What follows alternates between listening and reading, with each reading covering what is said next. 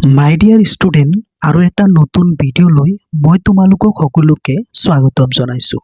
ছাত্ৰ ছাত্ৰীসকল, এই ভিডিঅ'টোৰ মাধ্যমেৰে আমি শিকিবলৈ গৈ আছোঁ দশমিক থকা পূৰ্ণাংক কেনেকৈ কৰে। দশমিক থকা পূৰ্ণাংক কেনেকৈ কৰে। বহুতে পূৰ্ণাংক জানে আৰু বহুতে দশমিক থকা পূৰ্ণাংকও জানে, তো কিছুমানে নাজানে আৰু কৰোঁতে পাজৰ লাগি যায়, খেলি মেলি কৰি দিয়ে। তো এই ভিডিঅ'টোৰ মাধ্যমেৰে আমি গোটেই ডাউট ক্লিয়াৰ কৰিবলৈ গৈ আছোঁ। দশমিক থকা পূৰণ কৰোঁতে যাতে কোনো ধৰণৰ সন্দেহ নাথাকে, ভুল নহয়, এই ভিডিঅ'টোৰ মাধ্যমেৰে আমি ক্লিয়াৰ কৰিবলৈ গৈছোঁ। তো তোমালোকে ধুনীয়াকৈ ভিডিঅ'টো শেষলৈকে চাই থাকিবা, ঠিক আছে। তো চোৱা, মই কুৱেশ্যন হিচাপে লিখি লৈছোঁ। 1 নম্বৰ চোৱা, 2.8 পূৰণ 2.6। তো পূৰ্ণাংকত সৰু ডাঙৰ বুলি কোনো কথা নাই, মানে যিটো ডাঙৰ থাকে সেইটোৱে আমি বেছিভাগ ওপৰত লিখোঁ। তো ইয়াত সমান সমান আছে, তো আমি প্ৰথমটোৱে ওপৰত লিখিম, ঠিক আছে। আৰু ডাঙৰটো ওপৰত লিখিলে ভাল হয়, সদায় ডাঙৰটো ওপৰতে লিখিব লাগে আৰু সুবিধা হয় আমাৰ। তো 2.8 এইটো আমি প্ৰথমতে লিখি ল'ম, 2.8। তাৰপিছত পূৰণ কি দিয়া আছে, 2.6।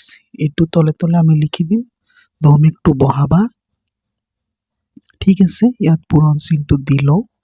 তাৰপিছত এতিয়া আমি পূৰ্ণাংক কৰিম, ঠিক আছে। তো 8 6 গুণ কিমান, 8 6 গুণ হ'ল 48, 48ৰ 8 অকুলাৰ কিমান 4। 2 6 গুণ কিমান, 2 6 গুণ হৈছে 12। তো 12ৰ লগত 4 যদি যোগ কৰি দিওঁ কিমান হ'ব, 16। একটো ইয়ালৈ আহি যাব, হৈ গ'ল এইটোত। এতিয়া আমি এইটোত কৰিম, 2 8 গুণ 16, 16ৰ কিমান হয় 6, চিধাকে নমাব লাগে। 2 8 গুণ 16, 16ৰ 6 অকুলাৰ থাকিল 1।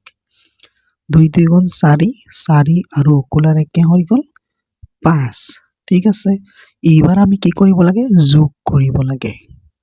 তো যোগ কৰিছোঁ, নমাও, 8ৰ তলত একো নাই মানে 8ই হ'ব। 6ৰ তলত 6 আছে, তো 6 6 কিমান হ'ব 12, 12ৰ কিমান লিখিম 2, অকুলাৰ থাকিল 1, 5 1 6 আৰু অকুলাৰ 1 6ৰ লগত যোগ কৰিলে কি হ'ব 7, হৈ গ'ল।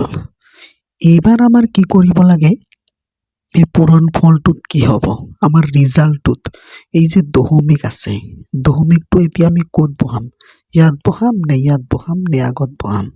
তো আমি চাম। তো চোৱা, এই প্ৰথম ঘৰটোত চোৱা, কেইটা ঘৰৰ আগত দশমিক আছে, এটা। ইয়াতো এটা ঘৰৰ আগত দশমিক আছে। তো ইয়াত এটা ঘৰ, ইয়াত এটা ঘৰ, কেইটা ঘৰ হ'ল, দুটা ঘৰ। তো দুটা ঘৰত আমি দুটা ঘৰৰ আগত দশমিকটো বহাই দিম, হৈ গ'ল।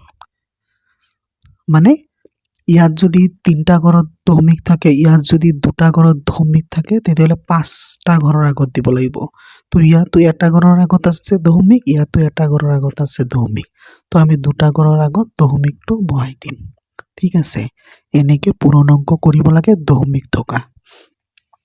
তো আৰু এটা কুৱেশ্যন লৈ লওঁ, সেইটো কৰিলে আমাৰ আৰু ভালকৈ ক্লিয়াৰ হৈ যাব ডাউটটো। তো ইয়াত চোৱা, 38.26 ইনটু 9.6। তো প্ৰথমতে আমি ডাঙৰটোৱে লিখি ল'ম। তো ডাঙৰটো লিখিম 38.26। তাৰপিছত তলত বহাই দিম কিমান, 9.6। তাৰপিছত ইয়াত মাল্টিপ্লিকেশ্যন চিম্বলটো দি দিম। এতিয়া আমি পূৰণ কৰিম, ঠিক আছে।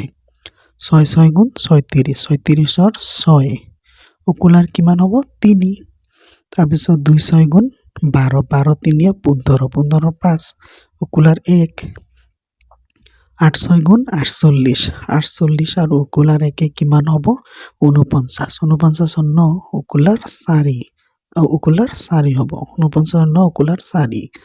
3 6 গুণ 18, 18 4 কিমান হ'ব 22, হৈ গ'ল এটা লাইন। এতিয়া এইটোৰ লগত কৰিম, 9 6 গুণ 54, 54ৰ 4 অকুলাৰ 5। 2 9 গুণ 18, 18 আৰু 5 কিমান হ'ব 23, 23ৰ 3 অকুলাৰ 2 তাৰপিছত 8 9 গুণ 72 72 আৰু 2 কিমান হ'ব 72 2 74 74 ৰ 4 অকুলাৰ 7 তাৰপিছত 3 9 গুণ 27 27 আৰু 7 কিমান হ'ব 34 34 এতিয়া আমি যোগ কৰি দিম 6 ৰ তলত একো নাই তাৰ মানে 6 হ'ব 5 4 কিমান হ'ব 9 9 3 কিমান হ'ব 12 12 ৰ 2 অকুলাৰ কিমান হ'ব 1 4 2 4 6 6 1 7 2 4 6 3 ৰ তলত একো নাই 3 অকল তো এইবাৰ আমি দশমিকটো কোনটো ঘৰত দিম তো হিসাব কৰিম